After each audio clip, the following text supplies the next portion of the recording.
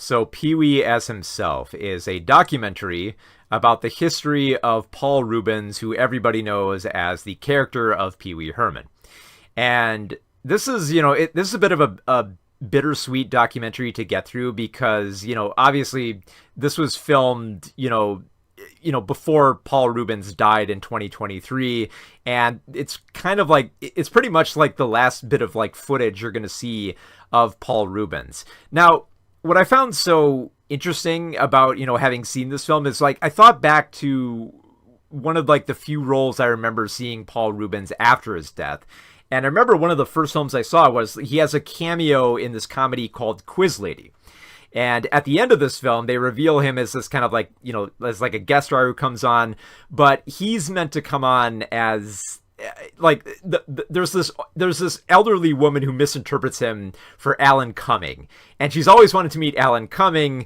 So Paul Reubens basically just kind of like plays along and puts on a Scottish accent, and it's cute. But after you watch like this documentary and you get to know a bit more about Paul Reubens, that seems entirely on brand for him, because throughout this documentary, like, of course, like, let's not bury the lead here. The juicy reveal within this film is that Paul Reubens was secretly gay, and he had to hide it for the longest time just so that he could maintain a career, and wanted to kind of, keep performing and just, keep performing like his comedy acts and gaining a crowd. And when he finally had that with Pee-wee, the Pee-wee Herman character, he basically shut down that part of his life. Like, he did have a relationship with another man, and that just kind of, it drifted off. Like, he cut it off because he realized that, if I want this career in entertainment, I unfortunately can't be open about, being gay. And this is like a problem that you see happen a lot within Paul Reubens' life, is that, when business gets involved, a lot of people that he collaborated with just kind of fell by the wayside, and he just kind of like more or less, cut them out of his life. Like, a similar thing happened with Phil Hartman. A lot of people might remember Phil Hartman played Captain Carl on the original Pee-wee's the Pee-wee Playhouse like little stage production that they had, and he didn't really return for like the Playhouse shtick because Hartman became more successful on Saturday Night Live, and then they just kind of drifted apart. And it's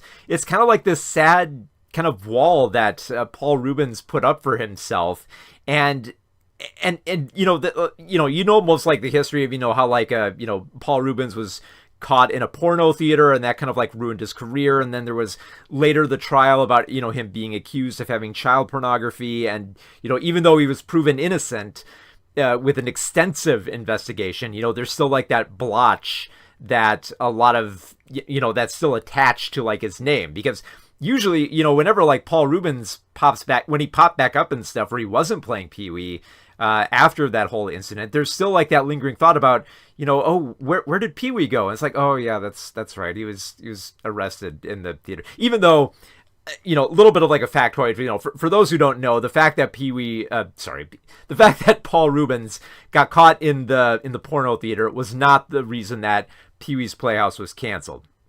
It was the reason it was taken out of syndication, but the Playhouse TV show had already been like filmed, and it had finished production by the time this incident happened. So like it wasn't like it ruined his show. I mean, it was but it did kind of like ruin the character for future developments. Now, of course, we did get Pee-wee back, because people eventually did forgive him, but I don't think Paul Reubens was comfortable enough to be more open about himself, even though if you look at Pee-wee's Playhouse, there's clearly a lot of gay subtext in there. And I love that how in the interviews for this documentary, Paul Reubens is fairly blunt about some of the stuff that he's revealing here. Like, when he talks about being gay, he doesn't treat it like like it's some huge reveal.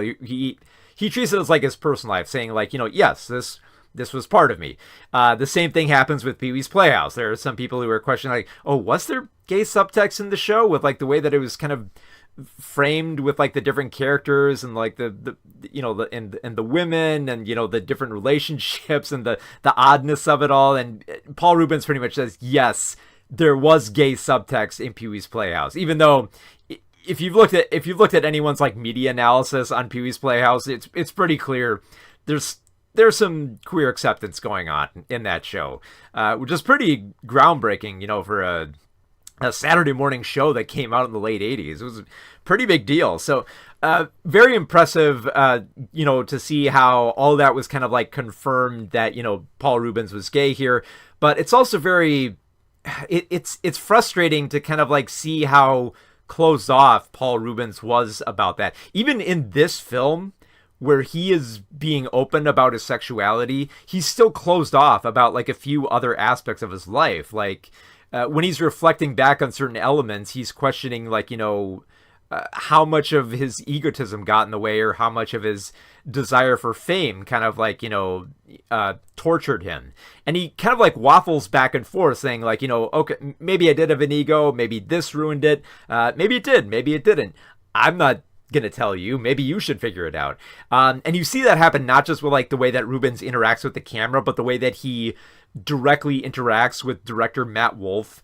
And like, and it's a hostile relationship in terms of like their how vocal Paul Reubens is about, only wanting to reveal certain aspects of his life, and how much of like a wall's been built up that Matt can just, that he keeps trying, like, but he can like barely get through. And it's only like, it only feels like he's kind of like coaxing Reubens to reveal more about himself. And he's still has that wall up, saying like, look, I'm going to reveal more, but I don't know how much more of myself I want to put out there. Because as the film kind of keeps going along, it reveals that, yeah, Paul Reubens did have a bit more of a private life. Like, when the whole incident in the porno theater went down, he basically locked himself indoors. He didn't want to be seen. And, when, and even when he was successful as Pee-wee, like, a lot of his time was spent, just hanging out at home and kind of just, being very inviting of like the wildlife that came by his place. And when you see him in like his later years, he's also obsessing with that too. Just wants to hang out with animals, and occasionally he does some acting here and there. And it's kind of like an interesting, it's a private life, but also, like he tries to like distance his public life and his private life. And I think Pee-wee Herman was like the great vessel to do that. Not to mention there are a lot of like, lest someone think that this whole documentary is just, kind of like the darkness of it all. There are some fun stories that Paul Reubens plays here and there about, working with a comedy troupe. There's also like the great stories. You can make an entire film just on the production of Pee-wee's Big Adventure, with how they got Tim Burton to direct it, how Pee-wee started coming up with ideas, how he rewrote the entire film to just be about getting a bike, how they wrote like the funniest jokes while they were smoking weed. There's so much you could go into with just that.